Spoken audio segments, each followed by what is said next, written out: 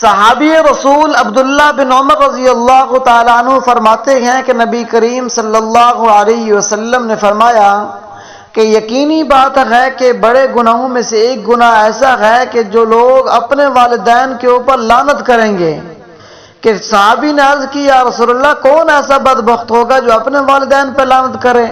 آپ صلی اللہ علیہ وسلم نے فرمایا کہ ہاں جی، ایسے بھی بدبخت ہوں گے جو دوسروں کے باپ کے اوپر والدین کے اوپر لعنت کریں گے، بدلے کے اندر وہ ان کے والدین کے اوپر لعنت کریں گے، بکواسات کریں گے، گویا کہ یہ شخص اپنے والدین کے اوپر لعنت کرنے کا خود سبب بن رہا ہے۔ دوستو، اپنی زبان کو اپنے کنٹرول میں رکھنا انسان کی طاقت کے اندر ہے۔ جو دوسروں کو گالیاں نہیں دیں گے تو ہمارے والدین بھی محفوظ رہیں گے، ان کے اوپر بھی کوئی بکواسات نہیں کرے گا۔ اس طرح ہمارے والدین بھی محفوظ رہیں گے اور ہم خود بھی محفوظ رہیں گے اور دوسرے کے والدین بھی